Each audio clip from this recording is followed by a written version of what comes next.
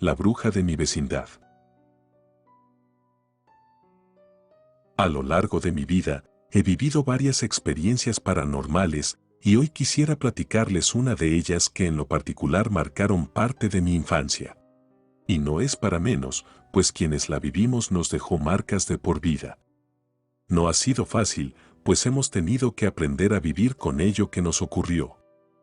Nos sucedió a mi hermano, a un amigo y a mí cuando éramos pequeños y nos quedamos solos en casa.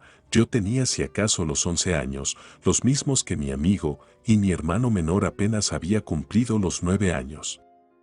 Vivíamos en una vecindad, la cual poco a poco se estaba quedando vacía, ya había muy pocas personas en el lugar, nosotros éramos los únicos niños de la vecindad, y recuerdo que esta ya se estaba cayendo a pedazos. Era una de las razones por las cuales también los vecinos fueron dejando el lugar para irse a vivir a otra zona. Pero mudarse no es nada fácil, ni nada barato. Por ello nosotros no teníamos a dónde ir. Además vivíamos solo con el salario que ganaba mi mamá cortando cabello en un instituto del centro de la ciudad de Guadalajara. Nosotros no éramos exigentes, sabíamos las limitaciones con las que contábamos y que no había muchos recursos, y cuando mamá tenía que salir a trabajar, no había con quien encargarnos o a quien le pagara para que nos cuidara. Nos dejaba a nuestra suerte. Era cuando teníamos la oportunidad de invitar a nuestro amigo a jugar a escondidas a la casa. Nunca fue del agrado de mi madre, pues decía que era una mala influencia. Si no mal recuerdo, a él le llamábamos Charlie y él vivía también en la vecindad en otro de los cuartos más retirados a nosotros. Ya éramos los únicos niños, nos llevábamos bastante bien, aunque a mi madre le pesara. Cuando Charlie llegaba a la casa nos divertíamos bastante, ya sea brincando en la cama o jugando a las escondidas. Fue en uno de estos juegos que descubrimos algo que mi mamá tenía muy oculto. Se trataba de una tabla Ouija, la cual la tomamos sin permiso y jugábamos sobre ella realizando preguntas estúpidas o carentes de sentido. Y cuando menos lo esperé, Charlie tomó la Ouija y nos preguntó a nosotros si ya sabíamos sobre la bruja que vivía en la planta alta. Hasta donde yo sabía, la planta alta ya había sido desalojada desde hace tiempo y no se podía vivir en ella, debido a que ya tenía tiempo de abandonada. Charlie nos comentó que, si había alguien. Pero nadie la veía debido a que se trataba de una bruja y solo se dejaba ver cuando algo tenía que hacerte. Ciertamente, me sentí aliviado de no verla nunca. Pero no noté que mi hermano era quien más mal la estaba pasando. Charlie nos comentó que quería probar seriamente la Ouija. La colocó sobre la mesa y preguntó lo siguiente: ¿quién vive en la planta alta de este cuarto? La Ouija no se movió al principio. Charlie y yo éramos los únicos que mantuvimos las manos sobre la flecha. Y cuando estuvimos a punto de desistir, la flecha se empezó a mover por sí sola. Mi hermanito pequeño corrió hasta el otro extremo de la sala de lo asustado que estaba. La flecha apuntó a una B, para después desplazarse a una R. Charlie estaba leyendo lentamente lo que la flecha apuntaba, y en cuanto llegó a la U, me imaginé lo peor. Quité las manos inmediatamente, a lo que Charlie me regañó diciéndome que eso no se tenía que hacer. En ese momento la puerta del patio se cerró fuertemente, lo que ocasionó un fuerte sobresalto en los tres. Corrí para asomarme porque se había cerrado así de fuerte y pude ver que una fuerte tormenta se acercaba. Les dije que solo fue el viento y le pedí a Charlie que ya se tenía que ir, pero me di cuenta de que aún no quitaba la mano de la flecha. «No me puedes dejar así», dijo Charlie, quien me veía apurado. Se notaba que ya estaba asustado. Le comenté que ya sabíamos lo que diría, pero él insistió en que no teníamos que dejar a medias una respuesta. A regañadientes me acerqué para terminar la respuesta, siendo que mi hermano pequeño me pidió que no lo hiciera.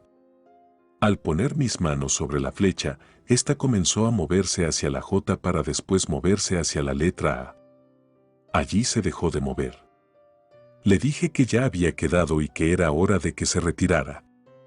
Se levantó y al darse la vuelta para salir de la casa, a través del vidrio difuminado de la puerta de la entrada, se podía observar un bulto parado enfrente. Los tres nos quedamos helados observando aquella figura. Mi hermano gritó diciéndonos que ya la habíamos invocado.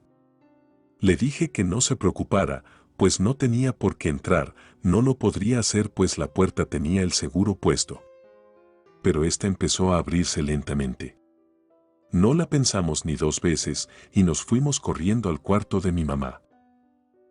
Cerré la puerta, Charlie y mi hermano se escondieron debajo de la cama de mamá mientras yo me quedaba sosteniendo la puerta. Todo estaba en silencio y en un segundo se escucharon unos pasos arrastrándose dentro de nuestra casa. Me agaché y por debajo de la puerta pude ver que había alguien descalzo caminando. Sus pies eran negros, las uñas de cada dedo eran largas y retorcidas y se dirigía hacia donde estábamos nosotros.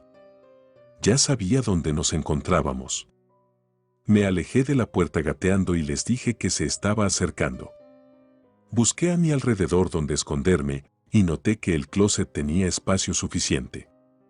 Me apresuré para acomodarme y cerrar las puertas, pero vi que mi hermano salió debajo de la cama y se quería meter conmigo. Charlie, al notar que se quedaría solo, también salió debajo de la cama y corrió hacia el closet. Pero fue en ese instante que aquella bruja abrió la puerta de un fuerte golpe similar al que sucedió con la puerta del patio. Pude verla, tenía un velo negro cubriéndole el rostro, era de mi tamaño, y sin esfuerzo alguno y sin tocar a Charlie lo empezó a jalar de una pierna hasta tenerlo frente a él. Charlie se tapó los ojos, gritaba por su mamá al igual que nosotros dos, entonces la bruja nos gritó a los tres, y al mismo tiempo un estruendoso relámpago provocó que la luz se fuera, y a su vez aquella bruja también. No dejábamos de llorar, nos encontrábamos muy asustados, mi hermano no me soltaba, su rostro lo tenía metido entre mi camisa. Así nos quedamos varios minutos o quizás una hora, hasta que llegó mi madre y nos vio allí. Charlie estaba boca abajo aún llorando en el piso, no quería moverse, y nosotros dos metidos en el closet. Mi mamá levantó del piso a Charlie y vio que estaba muy pálido, pidió ayuda a la madre de Charlie que por suerte recién acababa de llegar de trabajar. Nos preguntaron qué había ocurrido, pero ni mi hermano y ni yo podíamos hablar de forma coherente. Charlie se había quedado petrificado del miedo y no decía ni una palabra. Más tarde, cuando todo estaba más tranquilo, me acerqué con mi madre para platicarle lo que nos había pasado. Ella no me creyó, por supuesto, pero sí me dijo que Charlie no estaba hablando para nada, y eso era muy serio, se había quedado mudo y no podían hacer que dijera algo. Mi hermano se comenzó a aferrar a una frazada y un muñeco de peluche, él decía que le daba fuerza y valor.